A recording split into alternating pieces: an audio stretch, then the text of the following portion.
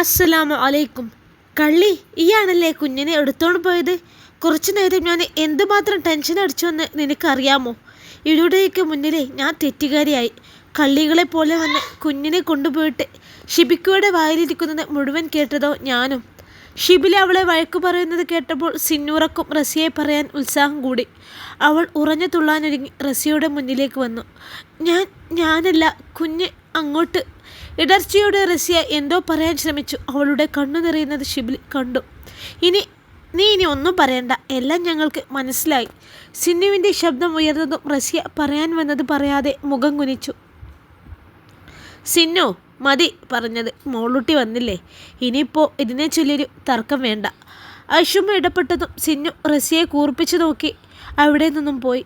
റസിയക്ക് വല്ലാതെ സങ്കടം തികട്ടി വന്നിരുന്നു. സാരില്ല മോളെ, കുഞ്ഞിനെ കാണാതെ ഞങ്ങൾ പേടിച്ചു. അതിൻ്റെ ദേഷ്യം കൊണ്ടാ ഇവരെ ഇങ്ങനെയൊക്കെ പറഞ്ഞത് കേട്ടോ. മോളൊന്നും മനസ്സിൽ വെക്കണ്ട.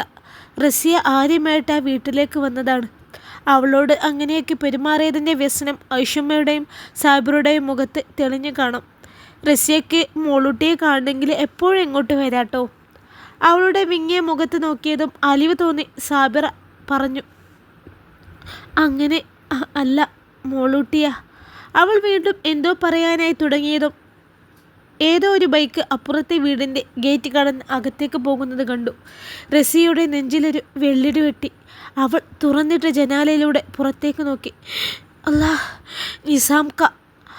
അവളുടെ ചുണ്ടുകൾ വിറച്ചു. പെട്ടെന്ന് അവളുടെ കണ്ണുകളിലേക്ക് ഭയം ഇരച്ചെത്തി. റസിയുടെ നെഞ്ചിലൂടെ ഒരാളിൽ പടർന്നതും പറയാൻ വന്നത് മുഴുവൻ പറയാതെ അവൾ മുറ്റത്തേക്ക് ഓടിയിറങ്ങിയിരുന്നു. അവളുടെ ചെയ്തികൾ നോക്കി അവരുടെ നെറ്റി തുളഞ്ഞു. അവനും ജനാലയുടെ പുറത്തുവെക്കി നോക്കി.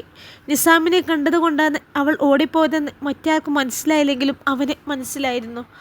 ആ കുട്ടിക്ക് സങ്കടമായെന്ന് തോന്നുന്നു ഷിബിലെ. ഈ അതിനോട് ഇങ്ങനെയൊന്നും ദേഷ്യപ്പെടേണ്ടിയിരുന്നില്ല. ഐഷമ്മ ഷിബിലയെ നോക്കി പറഞ്ഞു. പറയാതെ പിന്നെ, എൻ്റെ മോളൂട്ടിയെ കാണും വരെ ഞാൻ എന്തുമാത്രം വേദനിച്ചെന്ന് എനിക്ക് എൻ്റെ പഠിച്ചവന് മാത്രമേ അറിയൂ. പെട്ടെന്ന് റസിയെ കൂടെ കുഞ്ഞിനെ കണ്ടപ്പോഴേ അവളൊന്ന് പൊട്ടിക്കാനാണ് എനിക്ക് തോന്നിയത്. ആ ദേഷ്യത്തിൽ വായിൽ വന്നത് പറഞ്ഞുപോയി. അത്രയും കടുപ്പിച്ച് പറഞ്ഞതിൽ ചെറിയ കുറ്റബോധം അവൻ്റെ വാക്കുകളിൽ ഉണ്ടായിരുന്നു. എന്നാലും ഇത്രയൊന്നും പറയണ്ടേന്ന് ഷിബേ, സാബിറയും പറഞ്ഞു. ആ, പറഞ്ഞു പോയി. ഇനി തിരിച്ചെടുക്കാൻ പറ്റൂലല്ലോ. മോളൂട്ടിയെയും കൊണ്ട് സ്റ്റെയർ കയറുമ്പോൾ ഷിബിലി ദേഷ്യത്തോടെ പറഞ്ഞു.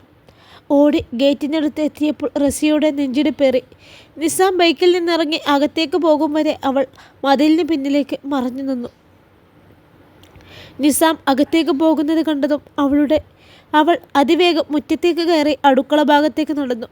അടുക്കള പുറത്തെത്തിയതും അവൾ ആശ്വാസത്തോടെ നെഞ്ചിൽ കൈവച്ചു. താൻ മോളൂട്ടിയുടെ വീട്ടിലേക്ക് പോയത് കണ്ടെങ്കിൽ നിസാംക്ക് കണ്ടിരുന്നെങ്കിൽ ഇന്നെൻ്റെ മയ്യത്തെടുത്തേനെ.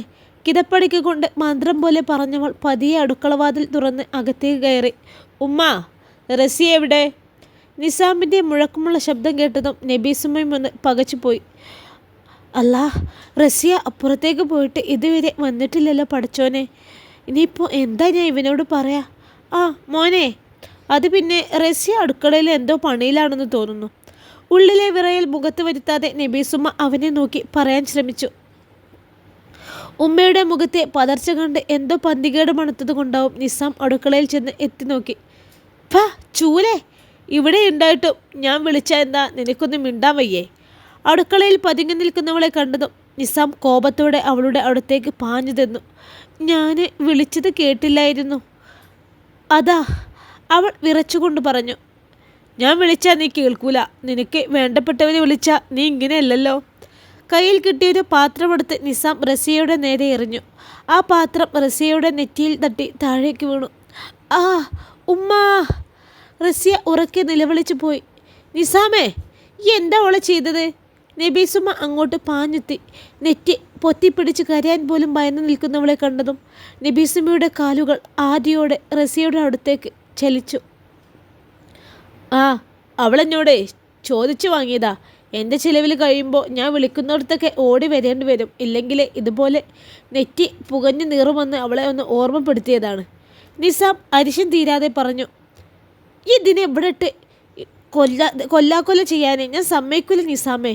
നിനക്ക് വേണ്ടെങ്കിലേ ഓളോളെ വീട്ടിലേക്ക് കൊണ്ടുപോയി ആക്കിക്കളാം. നിന്റെ ബാപ്പാനോട് ഞാൻ പറഞ്ഞോളാം.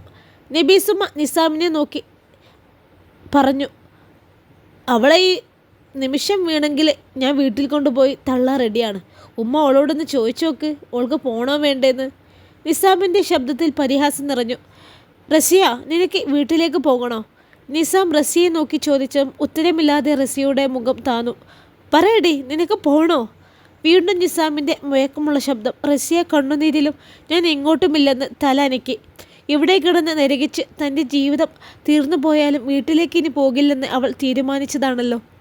എത്ര തന്നെ സഹിക്കേണ്ടി വന്നാലും അവിടെ അഡ്ജസ്റ്റ് ചെയ്ത് നിന്നോളണം. ഇറങ്ങാൻ നേരം ഉമ്മച്ചി പറഞ്ഞ വാക്കുകൾ റസിയ വീണ്ടും ഓർത്തു.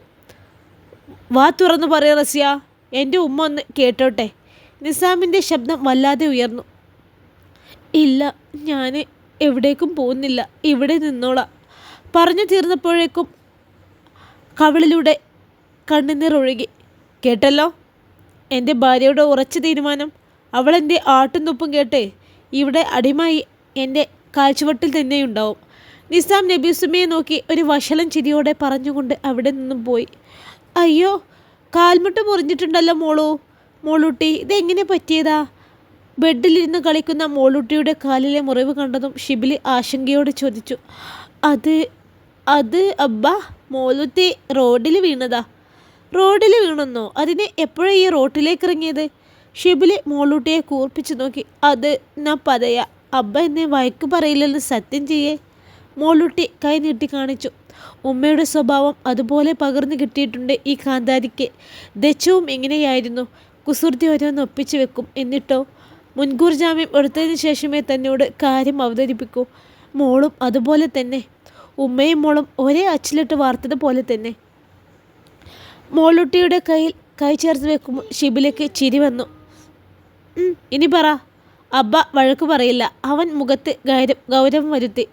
അത് പിന്നെ ഷിന്നുമാമി എന്നെ കൂടെ കളിക്കാൻ വരാത്തതെന്താ? ഞാൻ റസിയ മേമിനെ കാണാൻ അങ്ങോട്ട് പോയത്. മോളൂട്ടിക്ക് റസിയ മേമിനെ ഒരുപാട് ഇഷ്ടം അബ്ബ. അതുകൊണ്ടാ ഞാൻ ആരും പറയാതെ ഓടിപ്പോയത്. അപ്പോഴാ ഞാൻ റോഡിൽ വീണത്. പാവം മോളൂട്ടി വേദനിച്ചിട്ട് റോഡിൽ കിടന്ന് കരിയായിരുന്നു. അപ്പോൾ റസിയ മേമി ഓടി വന്ന് മോളൂട്ടിയെ എടുത്തു. എവിടേക്ക് മുത്തം തന്നു. കരയല്ലേ മോളൂട്ടി പറഞ്ഞ് എൻ്റെ കണ്ണൊക്കെ തുടച്ചു തന്നു.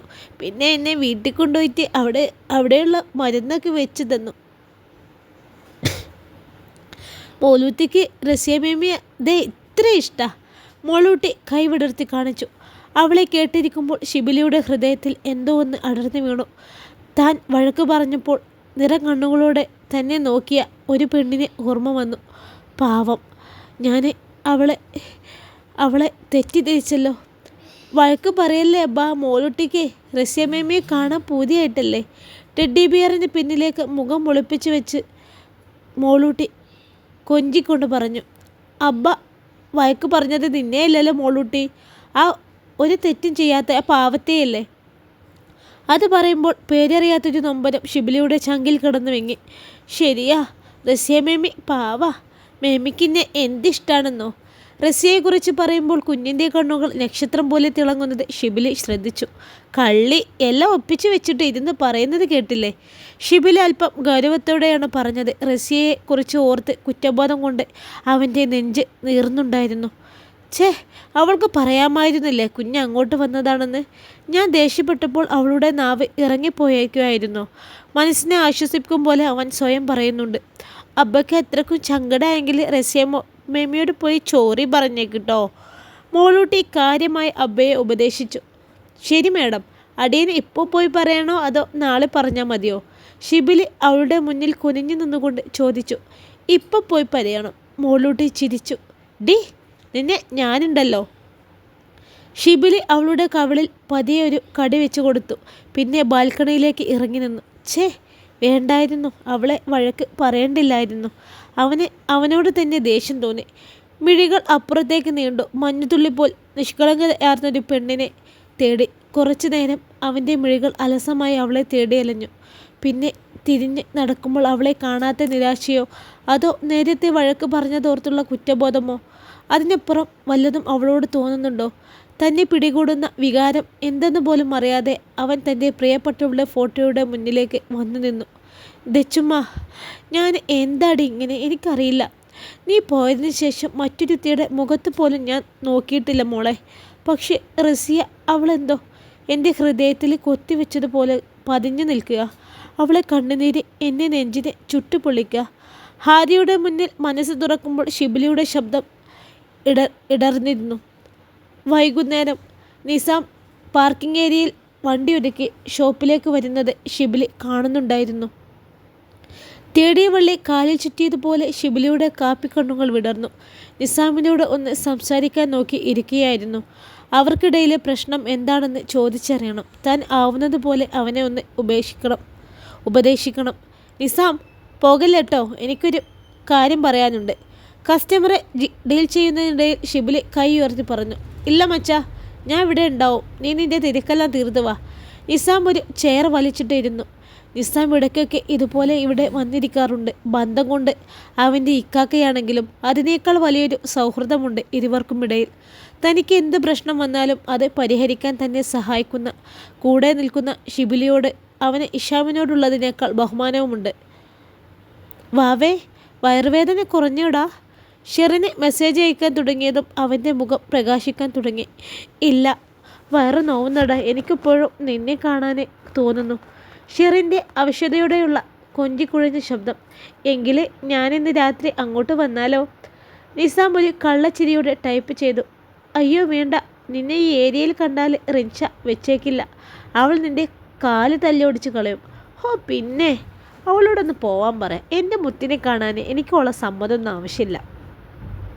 നിസാമിൻ്റെ പിറകിലായി വന്നു നിന്ന ഷിബിലി അവൻ്റെ ചാറ്റ് ശ്രദ്ധിച്ചു. ഷിറിൻ? ഷിബിലിയുടെ നെറ്റി ചുളിഞ്ഞു. അവൻ്റെ നെഞ്ചിലൊരു ഭീതിയുടെ കൊളുത്ത് വീണു. നിസാം ആ പാവം പെണ്ണിനെ വഞ്ചിക്കുകയാണോ? ഡാ! ഷിബിലിയുടെ ശബ്ദം അടുത്ത് കേട്ടതും നിസാം പരിഭ്രമിച്ചുകൊണ്ട് ഫോൺ ഓഫ് ചെയ്ത് ചുണ്ടിൽ പെട്ടെന്നൊരു ചിരി വരുത്തി. ആരാണ് ഈ ഷെറിൻ? ഷിബിലി മറയൊന്നുമില്ലാതെ ചോദിച്ചു. ഷിബിലിയോട് എന്തുത്തരം പറയും? നിസാം നിമിഷനേരം വിയർത്തുപോയി. ഞാൻ ചോദിച്ചത് നിസാം കേട്ടില്ലേ? ആരാണ് ഷിറിനെന്ന്? ഷിബിലി അവൻ്റെ മുന്നിലേക്ക് ഒരു ചെയർ വലിച്ചിട്ട് ഇരുന്നു. ഷിറിൻ എൻ്റെ ഫ്രണ്ടാണടാ. നിസാം അലസമായൊരു മറുപടി കൊടുത്തു. അതേത്? ഞാനറിയാത്തൊരു ഫ്രണ്ട്. ഷിബിലിയുടെ നെറ്റി ചുളിഞ്ഞു. അവൻ്റെ ചുവന്ന കണ്ണുകളിലേക്ക് പതർച്ചയോടെ നോക്കി നിസാം. അത് എൻ്റെ ഓഫീസിലുള്ള കുട്ടിയാണ്. അല്ല, നീ എന്താ പോലീസുകാർ കള്ളന്മാരോട് ചോദിക്കും പോലെ എന്നോട് ചോദിക്കുന്നത്? പരുങ്ങൽ മറച്ചു വെച്ച് നിസാം ചോദിച്ചു. പുന്നാര മോനെ, ആ പാവം പെണ്ണിനെ വഞ്ചിക്കുകയാണല്ലേ? പെട്ടെന്ന് ഷിബിലി അവൻ്റെ ഷർട്ടിൻ്റെ കോളറിൽ അള്ളിപ്പിടിച്ചു. അവൻ്റെ പെട്ടെന്നുള്ള പ്രവൃത്തിയിൽ നിസാം നെട്ടിത്തിരിച്ചു പോയി. ഇഷ്ടമല്ലായിരുന്നെങ്കിൽ പിന്നെ എന്തിനാണ് നീ റസിയെ വിവാഹം കഴിച്ചത്? അവളെ നിക്കാഹ് കഴിക്കുമ്പോൾ അവളുടെ ബാപ്പയുടെ കൈപിടിച്ച് നീ കൊടുത്തൊരു വാക്കുണ്ട് മോനെ, മരണം വരെ അവളെ പൊന്നുപോലെ നോക്കിക്കോളാന്ന്. നീ ഒരു ആണായിരുന്നെങ്കിൽ ആ വാക്ക് പാലിക്കുകയാണ് വേണ്ടത്. അല്ലാതെ അവളെ കയറില്ലാതെ കെട്ടിയിട്ട് വേദനിപ്പിക്കുകയല്ല നീ ചെയ്യേണ്ടത്. ഷിബിലിയുടെ ശബ്ദം പതിഞ്ഞായിരുന്നെങ്കിലും മൂർച്ചയുണ്ടായിരുന്നു ആ വാക്കുകൾക്ക്. അവളുടെ കഴുത്തിൽ മഹറണിഞ്ഞ ഭർത്താവ് മറ്റൊരു സ്ത്രീയുമായി പ്രേമസല്ലാപം നടത്തുമെന്നറിഞ്ഞാൽ ആ പെണ്ണിൻ്റെ അവസ്ഥ എന്താകുമെന്ന് നീ ചിന്തിച്ച് നോക്കിയിട്ടുണ്ടോ? ഷിബിലിയുടെ ശബ്ദം അല്പം ഉച്ചത്തിലായി. ചുറ്റുമുള്ളവരുടെ ശ്രദ്ധ അവരുടെ നേരെ തിരിയുന്നു എന്ന് കണ്ടതും ഷിബിലി അവൻ്റെ ഷർട്ടിൽ നിന്ന് പിടി അയച്ചു. അപ്പോഴും അവൻ്റെ മുഖം മുറുകി തന്നെ നിന്നു. നീ അവളെക്കുറിച്ച് എന്തറിഞ്ഞിട്ടാണ് എന്നോട് ദേഷ്യപ്പെടുന്നത്? നിസാം അവനെ നോക്കി പല്ല് നെരിച്ചു. നിന്നോട് അവൾ പരാതി പറഞ്ഞോ ഞാൻ അവളെ സ്നേഹിക്കുന്നില്ലെന്ന്? ഇനി അവൾക്കും നിന്നോട് തുടങ്ങിയോ സൂക്കേട്? അതുകൊണ്ടാവും സ്നേഹം തികയാത്ത പരാതി നിന്നോട് പറഞ്ഞത്. നിസാമിൻ്റെ വാക്കുകളിൽ റസിയോടുള്ള വെറുപ്പിനോടൊപ്പം പരിഹാസവും കലർന്നു. മോനെ, വായിൽ തോന്നുന്നത് വിളിച്ചു പറഞ്ഞാലുണ്ടല്ലോ. ഷിബിലിയുടെ കവിളുകൾ ദേഷ്യം കൊണ്ട് വിറച്ചു. നീ എന്തറിഞ്ഞിട്ടാണ് അവൾക്ക് വേണ്ടി എന്നോട് തട്ടിക്കയറുന്നത്? അവളുടെ സ്വഭാവത്തെക്കുറിച്ച് അറിയണമെങ്കിലേ അവളെ ആദ്യ കെട്ടുവാനായ മൻസൂറിനെന്ന് ചോദിച്ചു നോക്കി. അവന് പറഞ്ഞു തരും അവളെക്കുറിച്ച്. നിസാം പറയുന്നത് കേട്ട് ഷിബിലി നെട്ടിലൂടെ അവനെ നോക്കി. അതേടോ, അവന് വേണ്ടാതെ മൊഴി ചൊല്ലിയ ശവത്തെ എല്ലാവരും കൂടി എൻ്റെ തലയിൽ കെട്ടിവെച്ചതാ. നിസാമിൻ്റെ വാക്കുകൾ കാതിലേക്ക് തുളച്ചു കയറും പോലെ അവന് തോന്നി. ഒരു ഭ്രാന്തിയായ പെണ്ണിനോട് ഇങ്ങനെയൊക്കെ പെരുമാറാനേ ഈ നിസാമിന് കഴിയൂ. ഞാനൊരു സാധാരണ മനുഷ്യനാണ്. എൻ്റെ സങ്കല്പങ്ങളെ തച്ചുടച്ചോളോട് ഇത്രയൊക്കെ കരുണ കാണിക്കാനേ ഈ നിസാമിന് പറ്റൂ. പിന്നെ ഷിറിൻ്റെ കാര്യം ഞങ്ങൾക്കിടയിൽ നീ കരുതും പോലെ ഒന്നുമില്ല. അത്രയും പറഞ്ഞ് അവൻ പിടിച്ച് ചുളിഞ്ഞ ഷർട്ട് നേരെയാക്കി അവനെ ഒന്ന് തിരിഞ്ഞു നോക്കിക്കൊണ്ട് നിസാം ഷോപ്പിൽ നിന്നിറങ്ങി. അവൻ പോയിട്ടും അവൻ കുടഞ്ഞിട്ട് പോയ വാക്കുകളിൽ കുരുങ്ങിക്കിടന്ന മനസ്സിനെ തിരിച്ചു കിട്ടാതെ ഷിബിലി ഒരേ നിൽപ്പ് നിന്നുപോയി.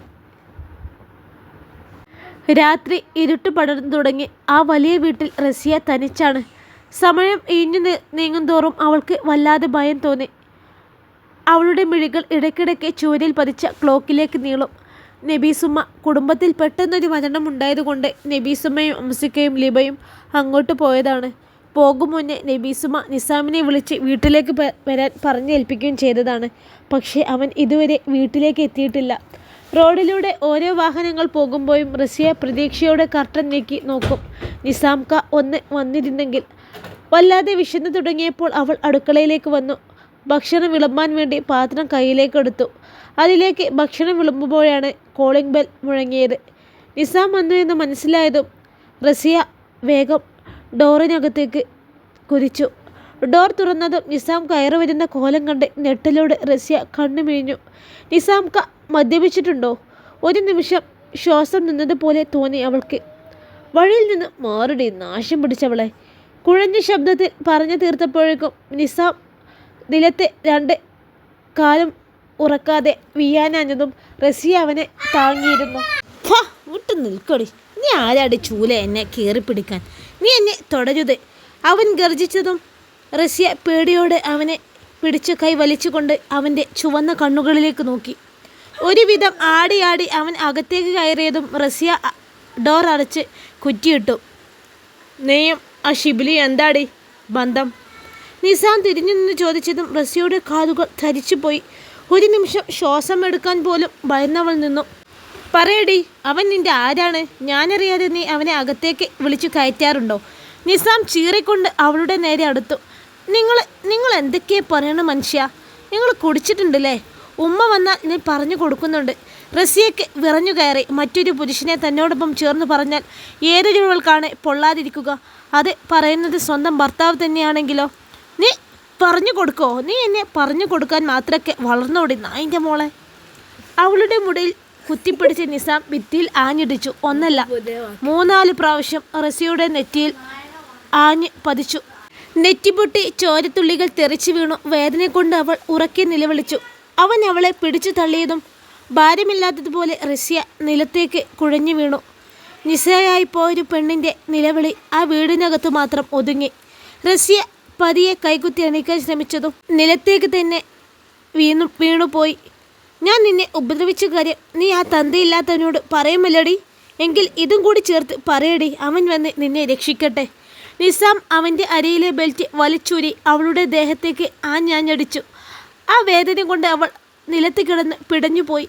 അവൻ എന്താണ് ചോദിക്കുന്നതെന്ന് പോലും ആ പെണ്ണിന് മനസ്സിലായില്ല. പറയടി, അവനാണോ ഞാനാണോ നിന്നെ കെട്ടിയത്? നിസാം തലങ്ങും വിലങ്ങും ബെൽറ്റ് അവളുടെ നേരെ ആഞ്ഞു വീശി. റസിയയുടെ കാലിലെ തൊലി ഇരിഞ്ഞു. ആദ്യം ഉറക്കെ കരഞ്ഞവളുടെ ശബ്ദം പിന്നെ പതിയെ നിലച്ചു വന്നു. ഒന്ന് നിലവിളിക്കാൻ പോലും ശക്തിയില്ലാതായി പോയിരുന്നു റസിയയ്ക്ക്. നീ ഇതും കൂടി ചേർത്ത് അവനോട് പറ, എന്നെ ചോദ്യം ചെയ്യാൻ ഓനാരാണ്? പിറുപുറത്തുകൊണ്ട് നിസാം സോഫയിലേക്ക് വീണു. റസിയ നിറഞ്ഞൊഴുകുന്ന മിഴികളോടെ അവനെ നോക്കി. ആ മുക്കിൽ തന്നെ ചുരുണ്ട് കൂടി കിടന്നു. അടർന്നു വീണിട്ടും ചിതറച്ചെരിക്കാൻ കഴിയാത്ത അവളുടെ കണ്ണുനീർ തുള്ളികൾ ആ തറയിൽ തന്നെ ശ്വാസം മുട്ടി തണുത്തുറഞ്ഞു. ദേഹം മൊത്തം പൊള്ളി അടഞ്ഞത് പോലൊരു വേദന തോന്നി അവൾക്ക്. രാത്രി ഒരു പോള കണ്ണടക്കാൻ കഴിയാതെ നിരങ്ങിയും മുളയും നേരം വെളുപ്പിച്ചെടുക്കുകയായിരുന്നു അവൾ.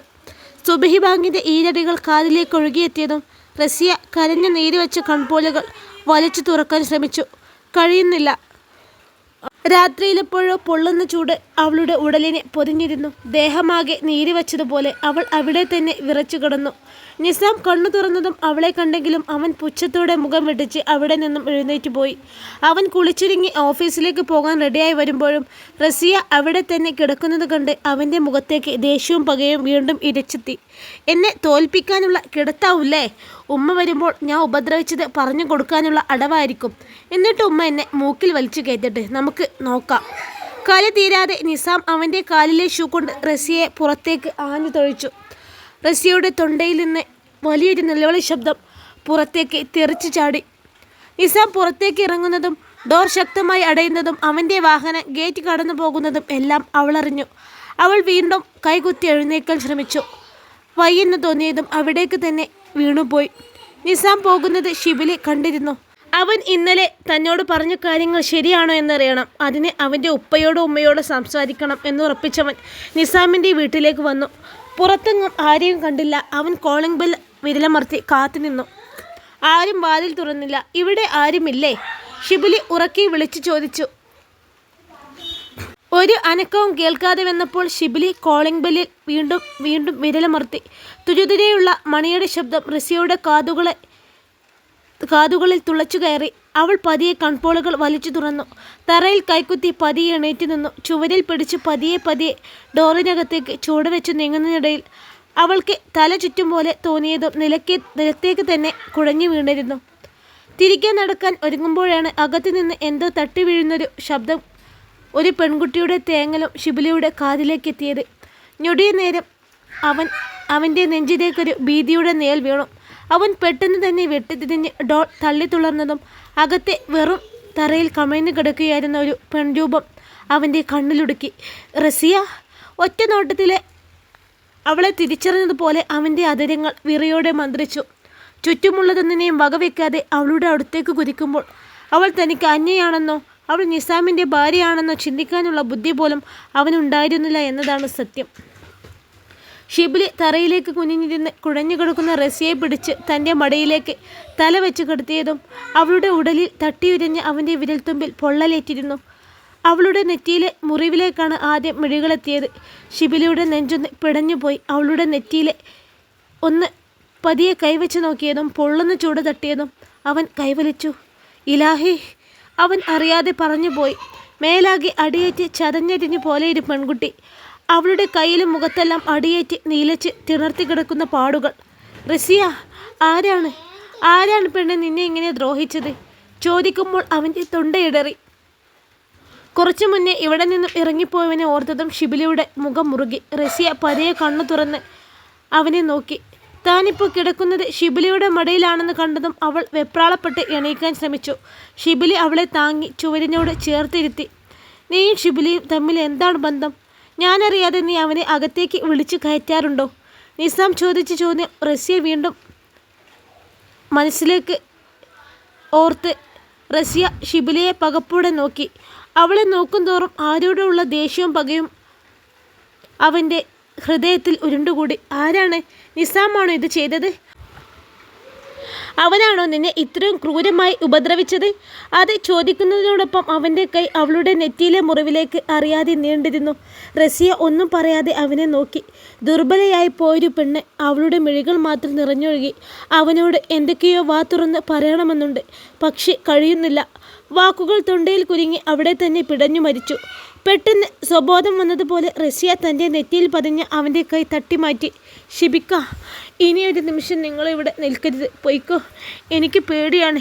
ഇനി നിങ്ങളിവിടെ നിന്നാലേ അയാളെന്നെ ഇനിയും ഉപദ്രവിക്കും. എന്നെ കൊന്നു കളയും. നിങ്ങൾ പൊയ്ക്കോ, വേഗം പൊയ്ക്കോ. വിതുമ്പി പറയുമ്പോൾ റസിയയുടെ കണ്ണുകൾ നിർത്താതെ പെയ്തുകൊണ്ടിരുന്നു. ആ കണ്ണുനീർ ഷിബിലിയുടെ നെഞ്ചിനെ വല്ലാതെ ചുറ്റുപൊള്ളിച്ചു. നിന്നെ ഇവിടെ ഇട്ടിട്ട് പോവാനോ? എനിക്ക് കഴിയില്ല. ഞാനെൻ്റെ ഇത്താനെ വിളിക്കാം. വാ, നമുക്ക് ഹോസ്പിറ്റലിലേക്ക് പോകാം. അവൻ അവളെ കൈപിടിക്കാൻ ശ്രമിച്ചതും റസിയ അവൻ്റെ കൈ തട്ടിമാറ്റി. വേണ്ട, നിങ്ങൾ പോയിക്കോളൂ.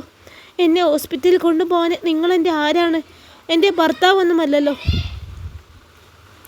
അവൾ അല്പം ദേഷ്യപ്പെട്ടാലല്ലാതെ അവൻ അവിടെ നിന്ന് പോവില്ലെന്ന് ഭയന്നാണ് അവൾ കുറച്ച് ദേഷ്യമായി പറഞ്ഞത്.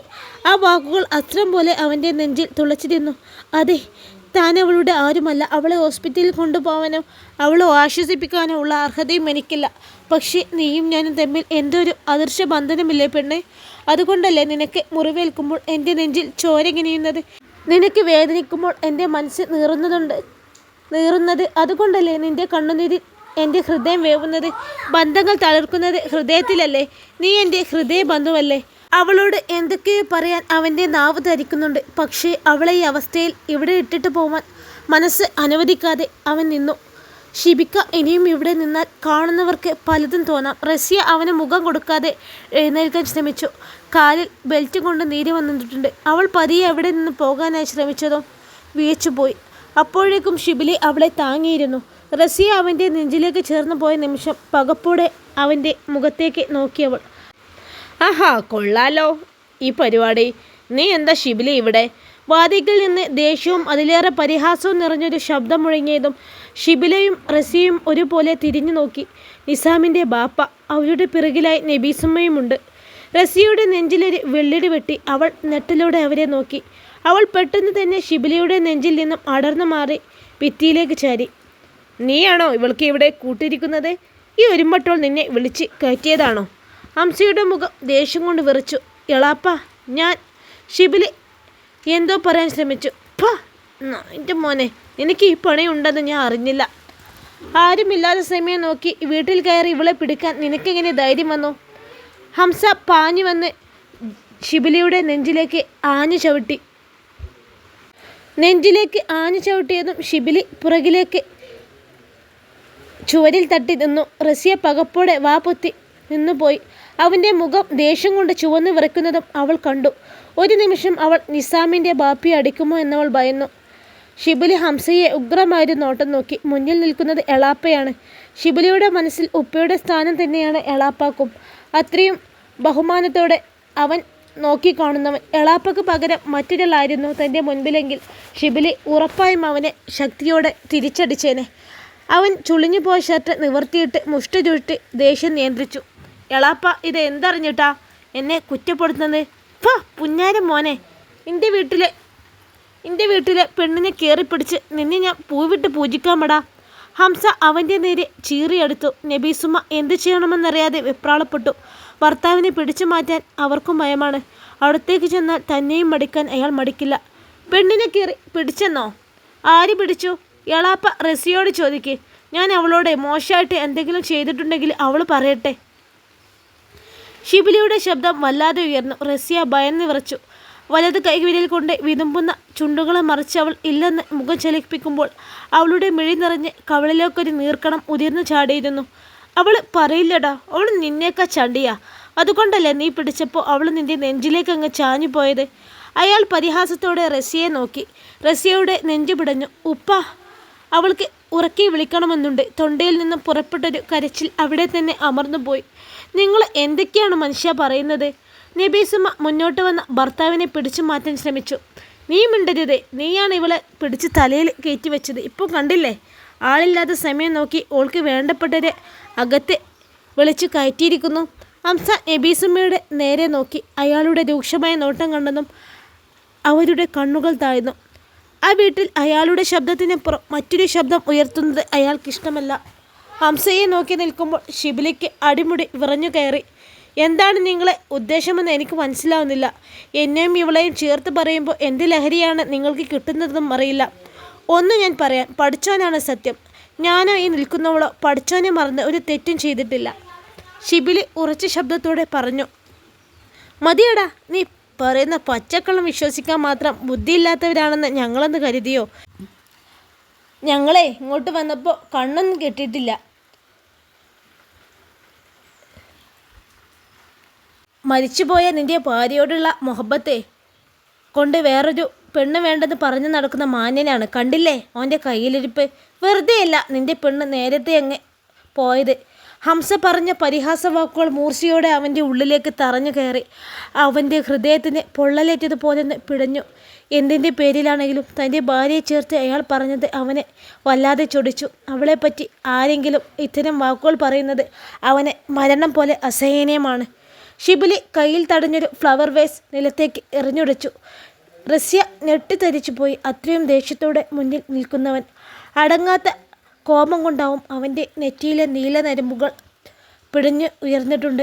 എടാ, നീ എൻ്റെ വീട്ടിൽ കയറി വന്ന്. ഹംസ വീണ്ടും എന്തോ പറയാനായി വന്നതും ഷിബിലി മുന്നിൽ കണ്ട ചെയർ ഒറ്റത്തട്ടിന് തെറിപ്പിച്ചു. ഇപ്പോൾ റസിയ മാത്രമല്ല, ഹംസയും നബീസുമ്മയും അവൻ്റെ ദേഷ്യം കണ്ട് പേടിച്ചിട്ടുണ്ട്. നിർത്ത്, ഇനി ഞാൻ സംസാരിച്ച് തീരും വരെ ഒരക്ഷരം നിങ്ങൾ മിണ്ടിപ്പോരുത്. ഷിബിലി അയാളെ നോക്കി ആക്രോശിച്ചു. ഒരു പുരുഷനെയും സ്ത്രീയെയും ഒരുമിച്ച് കണ്ടാൽ കാര്യമന്വേഷിക്കാതെ ഉടനെ അവർ തമ്മിൽ അവിയതാണെന്ന് വിളിച്ചു പറയുന്നതാണ് നിങ്ങളെ മാന്യത? ഷിബിലി ചോദിക്കുമ്പോൾ അവൻ്റെ കവിളുകൾ വിറച്ചു. ഹംസ ഉത്തരം നഷ്ടപ്പെട്ടതുപോലെ അവൻ്റെ മുന്നിൽ നിന്നു. റസിയയും അവൻ്റെ ദേഷ്യം നടുക്കത്തോടെ നോക്കി കാണുകയായിരുന്നു. ഞാനേ ഈ വീട്ടിലേക്ക് കയറി വന്നത് റസിയെ വിളിച്ചിട്ടില്ല. നിങ്ങളെ കണ്ടൊരു കാര്യം സംസാരിക്കാൻ വേണ്ടിയാണ് ഇങ്ങോട്ട് വന്നത്. ഈ വീട്ടിൽ റസിയ തനിച്ചേ ഉള്ളൂന്ന് ഞാൻ അറിഞ്ഞിട്ടില്ല. കോളിംഗ് ബെല്ല് അമർത്തിയിട്ടും ആരും ഡോർ തുറക്കാതെ അപ്പോഴാണ് ഒരു കരച്ചിൽ എൻ്റെ ചെവിയിൽ കേട്ടത്. അപ്പോൾ ഞാൻ ഈ ഡോറൊന്ന് തള്ളി തുറന്നതാ. അപ്പോൾ ഈ റസിയതാ ഇവിടെ ചുരുണ്ട് കൂടി കിടക്കണ്. ഓളെ ആരോ നന്നായിട്ട് ഉപദ്രവിച്ചിട്ടുണ്ട്. കുറച്ച് മനുഷ്യപ്പറ്റ് ഉണ്ടതുകൊണ്ടാ ഞാൻ ഓളെ ഇവിടെ ഇട്ടു പോവാതെ കൂടെ നിന്നത്. അതിന് നിങ്ങളെ കണ്ണിലെ ഇങ്ങനൊരു അർത്ഥം ഉണ്ടാവുമെന്ന് ഞാൻ അറിഞ്ഞില്ല. ഷിബിലി ഉറക്കെ പറഞ്ഞതും ഹംസയും നബീസുമ്മയും ഒരുപോലെ റസിയെ മുഖത്തേക്ക് നോക്കി. അവളുടെ തട്ടത്തിനിടയുടെ കാണുന്ന നെറ്റിയിലെ മുറിവിലേക്ക് നോട്ടമെത്തിയതും നബീസുമ്മ പകപ്പോടെ ഒന്ന് എരിവ് വലിച്ചു. ഹംസയുടെ മുഖവും താഴ്ന്നു. അയാളുടെ മുഖത്തിന് ദേഷ്യത്തിന് പകരം പതർച്ച സ്ഥാനം പിടിച്ചു. അവളെ ഉപദ്രവിച്ചത് നിസാം തന്നെയാകുമെന്ന് അയാൾ ഉറപ്പിച്ചു. എൻ്റെ റബ്ബേ! ഒരു നിലവിളിയോടെ നബീസുമ്മ റസിയയുടെ അടുത്തേക്ക് ഓടി. മോള് റസിയ! ഒരു പിടച്ചിലൂടെ അവരാ ചുവന്നു പോയ മുഖം കയ്യിലെടുത്തു. റസിയയുടെ കണ്ണുകളിൽ കണ്ണുനീർ നിറഞ്ഞു. ഉപ്പ പറഞ്ഞതുപോലെ ഞാൻ ഒന്നും ചെയ്തിട്ടില്ല. ഞാനൊരു തെറ്റും ചെയ്തിട്ടില്ലമ്മ. ഞാൻ ആരെയും വിളിച്ച് അകത്തേക്ക് കയറ്റിയിട്ടില്ല. അവളുടെ വരണ്ടുണങ്ങിയ അധരങ്ങൾ വിതുമ്പി വിറച്ചു. അപ്പോഴും അവളുടെ മിഴികൾ നിർത്താതെ പെയ്തുകൊണ്ടിരുന്നു. ഉമ്മാക്കറിയാലോ എൻ്റെ കുട്ടിയെ, മോള് കരയണ്ട. നബീസുമ്മ അവളുടെ മുഖത്തെയും കയ്യിലെയും മുറിവുകൾ പിടിച്ചു നോക്കി. ഒരു മാത്ര അവരുടെ ഹൃദയം പിടഞ്ഞു പോയിരുന്നു. തൻ്റെ മകൻ തല്ലിച്ചതച്ചൊരു പെൺകുട്ടി. എന്തൊരു ക്രൂരനാണവൻ! അവളുടെ മരവിച്ച മുഖത്തേക്ക് അലിയോടെ നോക്കുമ്പോൾ ആ ഉമ്മ തൻ്റെ മകനെ ശപിച്ചു. പൊള്ളുന്ന പനിയാണല്ലോ മോളെ. അവളുടെ കണ്ണുകൾ തുടച്ചു കൊടുക്കുമ്പോൾ അവളുടെ മേനിയിലെ പൊള്ളുന്ന ചൂട് നബീസുമ്മ അറിഞ്ഞു. നബീസുമ്മ അവളെ പിടിച്ച് അകത്തേക്ക് കൊണ്ടുപോകുന്നത് നോക്കി നിന്നു ഷിബിലി. അവൻ്റെ നെഞ്ചിൽ നിന്നോ അടർന്നു പോകുന്നത് പോലെ നോവ് അനുഭവപ്പെട്ടതും അവൻ മുഖം തിരിച്ച് ഹംസയെ നോക്കി. ഇപ്പോഴെന്തേ നിങ്ങളെ നാവിറങ്ങിപ്പോയോ? സ്വന്തം മോനെ നിക്കാഹ് കഴിച്ചു കൊണ്ടുവന്ന പെണ്ണിനെ ഇത്ര ക്രൂരമായിട്ട് ഉപദ്രവിക്കുന്നത് കണ്ടിട്ടും നിങ്ങൾക്കൊന്നും പറയാനില്ലേ? ഷിബിലി ദേഷ്യം കടിച്ചു പിടിച്ചുകൊണ്ട് ചോദിച്ചു. ഹംസ പരിഭ്രമിച്ചു പോയി. ഇത്രയും ദേഷ്യത്തിൽ ഷിബിലിയെ കാണുന്നത് ആദ്യമായിട്ടാണ്. അത് പിന്നെ അവൻ്റെ പെണ്ണല്ലേ. അവന് ദേഷ്യം വന്നപ്പോൾ അടിച്ചു കാണും. അയാൾ അവൻ്റെ മുന്നിൽ നിന്നും പോകാൻ തിടുക്കം കൂട്ടി. പോകാൻ വരട്ടെ. അകത്തേക്ക് നടക്കാനിറങ്ങിയ ഹംസയുടെ മുന്നിലേക്ക് കയറി നിന്നു ഷിബിലി. ഇൻഷാ അല്ലാഹ് ഈ കഥയുടെ ബാക്കി ഭാഗവുമായി നാളെ കാണാം. എല്ലാവരും കമൻറ്റ് ചെയ്യണേ, സപ്പോർട്ട് ചെയ്യണേ. അസ്സലാമു അലൈക്കും.